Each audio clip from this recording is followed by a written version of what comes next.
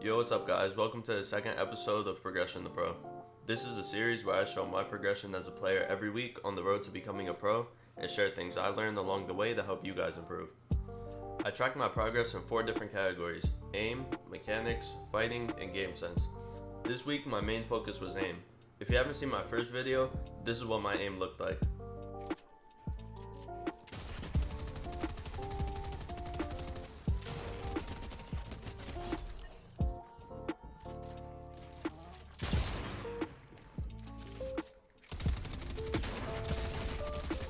Smoothness and tracking was clearly a big problem for me, so that's what I focused on for this week.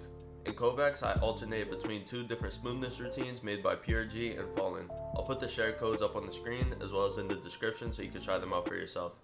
I'll also link a helpful video that I watched from an aimer named Rid breaking down smoothness aiming and how to practice it. I highly recommend this video to anyone looking to further improve their mouse control. I also ran through my smoothness benchmark scenarios to see the improvement I made since last week. As you can see, my precision and strafe scores have improved a lot while I struggled on reactive scenarios. This will be my next focus on KovaaKs in this coming week. To practice my aim in-game, I've been aim dueling and playing Raider's aim training map, specifically the SMG and glider scenarios to convert my tracking and smoothness to in-game. Both codes are on the screen and in the description. I've noticed a lot of improvements in my overall aim, but it still has moments of imprecision. Here are a few clips of bad aim and improved aim from this week.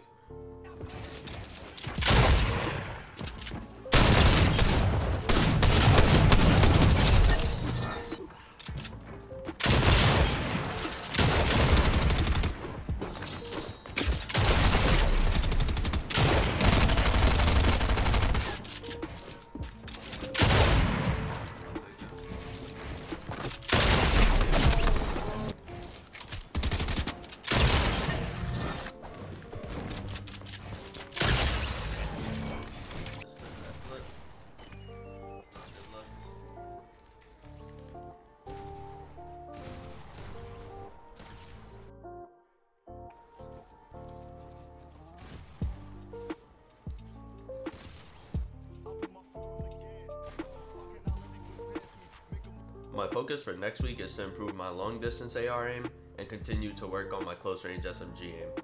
For mechanics, I'm wanting to improve my crosshair placement and keeping my edits consistent. To practice this, I use Raider's mechanics map. The code is up on the screen as well as in the description. In the map, I use the crosshair and edit tunnel sections while trying to move my crosshair as little as possible. Then I would free build using the least amount of crosshair movement possible. This has helped with my edit consistency a lot. I still mess up a fair bit when editing, but not nearly as much before now that my crosshair efficiency has improved. This is the comparison of my free building last week versus now.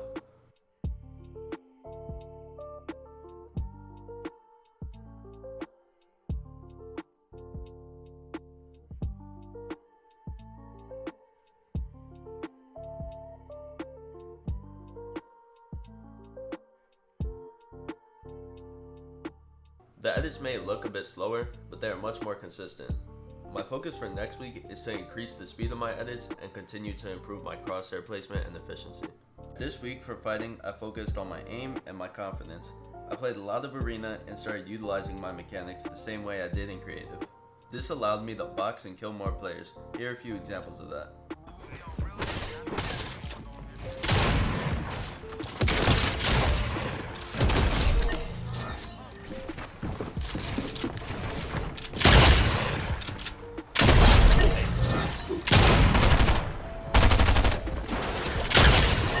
The problem I ran into while doing this was leaving myself exposed to the player with open edits while trying to piece them, as well as poor aim or angles. Another issue I'm having is playing aggressive and finishing fights quickly before third parties arrive. My main focus for this coming week is improving my angles and finishing fights quickly. Alright, the next thing I'm going to cover is a few tricks that you can use to win more fights. The first tip is the one I use most often in game. When you drop on the stair to pressure a wall, the most common things for players to do is try and cone you. In order to prevent this, edit the stair on top of the box so when you drop down you can't be coned. What this does is allow you to pressure the wall without having to worry about getting coned and maybe even get a free shot because the opponent doesn't see you have a stair above you. In these clips, you can see that the opponent goes for a cone, and I get a free shot because he can't place it and didn't hide behind his edit.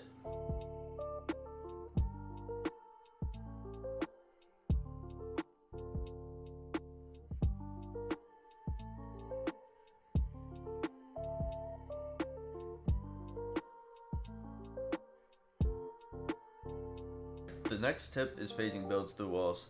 It's been around for a while, but for some reason everyone doesn't do it yet. All you have to do is walk up to a player's box, look down and to the left, and crouch. What this does is allow you to place a stair, wall, cone, or floor through a player's box. And this is useful because once you place a stair into an opponent's box, the first thing they're going to do is try to leave that box. The most common way for them to do this is either edit down or go to your right. So after you phase the builds through their box, you want to pre-box where you think they're going for a free kill. If you're having trouble with phasing, you could practice using Raider's map in scenarios like this, or in your own map, you could practice like this. If you aren't comfortable in game, you could of course just break the opponent's wall and place the builds while the wall is breaking to force them out. Every time you pressure a wall and your opponent doesn't have a cone or stair in their box, you should be trying to force one in to make them feel uncomfortable and predict where they'll go for a rebox for a free kill. The third tip is reading your opponent's patterns. When fighting, try to pick up what your opponent repeatedly does in a fight and try to predict that move to get free damage or a kill on them. In this clip, I noticed that the opponent would instantly swing at my wall after editing his floor, so the next time he did that, I opened my wall and one-pumped him. This is another example of a fight where the opponent went for an instant swing and I was able to predict it in one pump. Alright, the next two tips or peeks that I've done correctly won't let you take damage but allow for hard shots against your opponent. Alright, the first peek is one you've definitely seen or done before, but you may not have been doing it right. When you're set up to pressure a wall from this angle, the opponent more often than not opens up a peanut butter at it, and if you aren't standing against the wall, you will get traded. However, if you're standing against the wall, you can see the player clearly, but they can't see you. And this peek is useful because almost every player will go for his peanut butter at it, allowing you to get free damage without running the risk of a trade. Alright, the last tip is for when you are in a box and your opponent is on the other side of the ramp. You want to make this half stair on the left, jump down, and shoot. The opponent will see nothing but your feet by the time you're able to take a shot and reset the stair for cover. If the opponent is on the other side of your box, you can make the same half ramp, but now you can stay on the ramp, jump, then shoot, and they won't even get a chance to trade. You want to make sure you do this quick or the opponent will run at the stair and mess up your peek. The last category to track my progress is game sense. As I mentioned in the last vid, I haven't been able to play any tournaments this late into the season, so I want to dedicate the rest of my season to becoming a better fighter. However, next season I'll be playing all tournaments and plenty of scrims. Chapter 3 Season 2 ends in 2 weeks, which means my next videos will also be geared towards improving my fighting. If there's anything specific you want me to cover, let me know in the comments and I'll be sure to cover in the next vid. If you enjoyed this video, drop a like and subscribe if you're new, I'd really appreciate it. New videos like this every week.